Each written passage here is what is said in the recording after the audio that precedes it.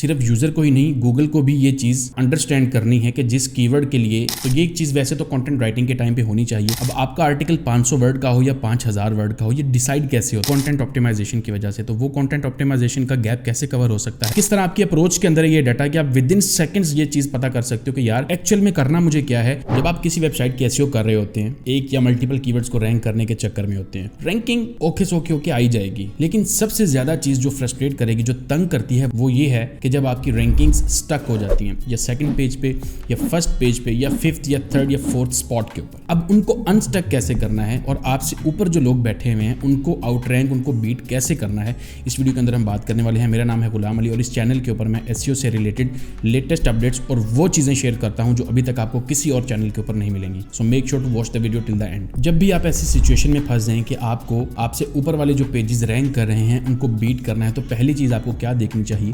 आपको ये देखना है कि क्या आपका पेज सर्च इंटेंट को मीट कर रहा है कि नहीं मीट कर रहा। वो कैसे देख सकते हैं? आप उस कीवर्ड को सर्च करेंगे और टॉप 3 टॉप 4 स्पॉट्स का जो कंटेंट है, उस कंटेंट का एनालिसिस करने के बाद देखेंगे आपके और उनके कंटेंट में क्या गैप है, कहाँ पे डिफरेंस है, कौन सी चीज़ ऐसी है जो मिसिंग है आपके कंटेंट के अंदर, एंड देन उसको अपने कंटेंट में ऐड करेंगे। बिकॉज सिर्फ यूजर को ही नहीं, गूगल को भी ये चीज़ अंडरस्टैंड करनी है कि जिस कीवर्ड के लिए एक कंटेंट बनाना चाहिए या जो रैंक है वो एक सैंपल होगा और आपका पेज उसके साथ कंपेयर होगा। तो ये एक चीज़ वैसे तो कंटेंट राइटिंग के टाइम पे होनी चाहिए, ताकि आप लिखते वक्त ही वो सारी चीज़ें करें ताकि बाद में इशू ना आए। बट इन केस अगर आप स्टक हैं तो इस चीज़ को इंश्योर कर लें कि क्या ये ओके है। सर्च इंटेंट के बाद अगली जो इंपॉर्टेंट चीज़ है वो है word count of your article. अब आपका आर्टिकल 500 वर्ड का हो या 5000 वर्ड का हो, ये डिसाइड कैसे होता है और क्या ये मैटर करता है? तो पहली चीज़, रैंकिंग का कोई लेना देना नहीं है वर्ड काउंट से। बट अगर आप एक कीवर्ड के लिए अपने कंपेटिटर्स को चेक करें और उन्होंने 2000-3000 वर्ड का कंटेंट लिखा हुआ है और आप अगर कम लिखते हैं, then you will struggle for rankings. But अगर आप उनके इक्वल लेवल पे चले जाएंगे तो फिर आपके लिए आसान रहेगा वहां पे बीट करना। तो इनडायरेक्टली रैंकिंग में ये आपको हेल्प जरूर करेगा। और वैसे भी ज्यादा कंटेंट आपके कंटेंट को गूगल को समझने में मदद करता है। तो वर्ड काउंट की प्रॉब्लम को सॉल्व कैसे करना है? टॉप 3 टॉप 4 पेजेस के एवरेज कंटेंट लें।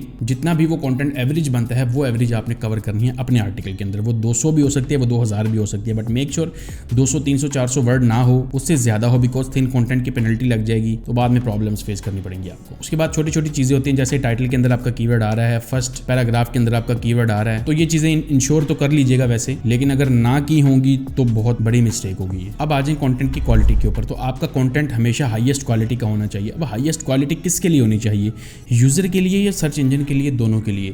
देखें, जितने भी सिग्नल्स आप गूगल को देते हैं रैंकिंग के लिए, उनमें से सबसे ज्यादा इंपॉर्टेंट जो सिग्नल्स होते हैं गूगल के लिए वो ये होते हैं, अगर आपके पेज पे कोई विजिटर आएगा वो आपके पेज के साथ कैसा एंगेज करता है। अगर एक विजिटर पेज पे आते ही वापस चला जाता है, ये बुरा सिग्नल है। अगर आपके पेज पे विजिटर आता है और उसका ड्वेल टाइम, दैट मींस कि वो कंटेंट को कितना रीड करता है, वो बहुत कम है, देन भी आपको प्रॉब्लम रहेगी। यूजर आपके कंटेंट के साथ एंगेज नहीं करता, फिर भी आपको प्रॉब्लम रहेगी। तो ये सारी चीजें गूगल नोट कर रहा होता है। ऐसा नहीं है कि वो $1 ट्रिलियन कंपनी है, उसके पास विजिटर आ रहा है और वो ये देख नहीं सकता कि वो अपना विजिटर आपको देता है और उसको पता भी नहीं है कि वो विजिटर। तो it is very important for Google कि वो ये ध्यान रखे कि जो विजिटर उसने मेहनत से कमाया है, ठीक है, उसको जब वो आपको दे तो आप कैसा बिहेव करते हैं उस विजिटर के साथ। तो ये बहुत जरूरी चीज है। यूं समझ लें कि आपको जो विजिटर गूगल दे रहा है वो गूगल की अमानत है। अगर वो आपको दे सकता है वो वापस भी ले सकता है। तो जो सिग्नल्स यूजर जनरेट करेगा आपके कंटेंट के साथ एंगेज करके, वो आपकी रैंकिंग और मेंटेनेंस को डिसाइड करेंगे कि क्या ये पेज रैंक रह सकता है या नहीं रह सकता। तो मेक श्योर कंटेंट की क्वालिटी ऐसी होनी चाहिए, चाहे वो हैंड रिटन है या AI रिटन है, वो ऐसा कंटेंट हो जो एक यूजर को फर्स्ट लाइन से लेकर लास्ट लाइन तक हुक रखे आपके पेज के साथ। तो फिर अगर आपके बैकलिंक्स कम भी होंगे या नहीं भी होंगे, स्टिल आप रैंकिंग्स में रहेंगे, क्योंकि यूजर सेटिस्फाई है उस कंटेंट के साथ और गूगल यही चाहता है। तो यूजर एंगेजमेंट के अंदर एक और चीज ये आ जाती है कि आप जो इमेजेस या ग्राफिक्स यूज करें अपनी साइट में, वो किस तरह के हैं, किस नेचर के हैं, कम है, ज्यादा हैं। आप अपने कंपेटिटर्स को एक दफा जाके देखें कि वो अपने कंटेंट को कितना एंगेजिंग बनाते हैं, उनका डिजाइन कैसा है, उसका पैराग्राफ लेंथ कैसी है, लाइंस कैसी हैं, इजी टू रीड है, ये सारी चीजें मैटर करेंगी। फिर उसके बाद अगली इंपॉर्टेंट चीज ये है कि छोटे छोटे फैक्टर्स हैं, ये मल्टीपल फैक्टर्स हैं जो डिसाइड करेंगे आपकी रैंकिंग्स को। आपके पेज से आपकी साइट के दूसरे पेजेस को कितने लिंक्स जा रहे हैं और कितने आ रहे हैं, इनको बोला जाता है इंटरनल लिंक्स। अब ये कितने हैं और आप अपने कंपेटिटर्स के कभी जाके नोट कीजिएगा। उसके लिए आपको जरूरत पड़ेगी Href की। तो Href के अंदर जाके आप ये देख सकते हैं कि आपसे ऊपर जो लोग रैंक कर रहे हैं उनको उस पेज के लिए दूसरे कितने पेजेस हैं जिनसे इंटरनल लिंक्स आ रहे हैं। तो आप ये सोच के परेशान रह जाओगे कि इंटरनल लिंक्स को भी गूगल बैकलिंक्स की तरह ही काउंट करता है। आप तो कभी अपने एक पेज को दूसरे पेज से इंटरलिंक नहीं देते। हम नहीं देगा, भूल जाओ।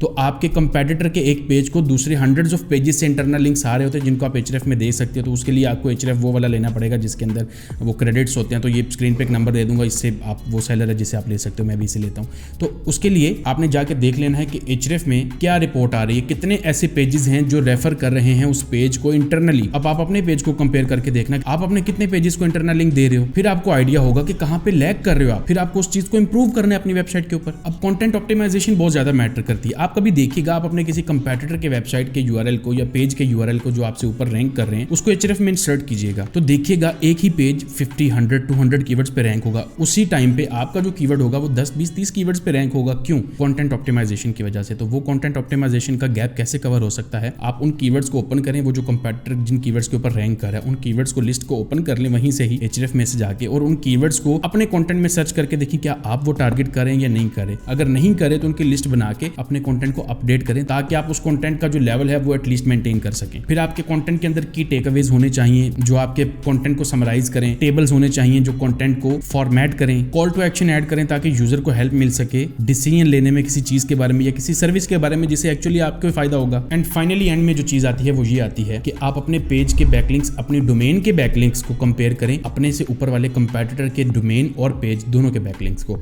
और फिर ये देखें कि जितने भी उनके इंटरनल पेजेस से मेन पेज को या इस पेज को लिंक आ रहा है इंटरनली, तो उन इंटरनल पेजेस के कितने बैकलिंक्स बने हुए हैं। ठीक है, जाहिर बात है ना, जब किसी ऐसी पैसे वाली मार्केट में आपने compete करना है तो एनालिसिस और रिसर्च तो बहुत जरूरी है। आंखें बंद करके तो रैंकिंग नहीं आएगी, को तोता मैना वाला सीन तो नहीं है ये। तो किस तरह से रैंकिंग आती है, इस तरह का डीप एनालिसिस करने के बाद पता चलता है। तो ये सारी चीजें जो one of the best tool है वो तो एचरेफ है, जो ये चीज करके आपको दे सकता है। किस तरह आपकी अप्रोच के अंदर ये डाटा कि आप विद इन सेकंड्स ये चीज पता कर सकते हो कि यार एक्चुअल में करना मुझे क्या है ताकि मैं इस बंदे को आउट रैंक कर सकूं, उसको बीट कर सकूं। तो इस तरह से आप अपने कंपेटिटर्स को बीट कर सकते हो, अपनी रैंकिंग्स को अनस्टक कर सकते हो गूगल में ताकि आप फर्दर स्पॉट्स में रैंक कर सको। आज की वीडियो के लिए इतना ही। वीडियो पसंद है तो लाइक कर देना, और जो गिव अवे है वो मैं करने वाला हूं इंस्टाग्राम के ऊपर, डिस्क्रिप्शन में लिंक है, इंस्टाग्राम भी ज्वाइन कर लें। एक शॉर्ट के अंदर मैं एक्सप्लेन करूंगा वहां पे कि जो विनर्स हैं वो कौन कौन है, तो आपको पता चल जाएगा। डिस्क्रिप्शन में लिंक होगा, ज्वाइन कर लें। मिलते हैं अगली वीडियो में, तब तक के लिए अल्लाह हाफिज।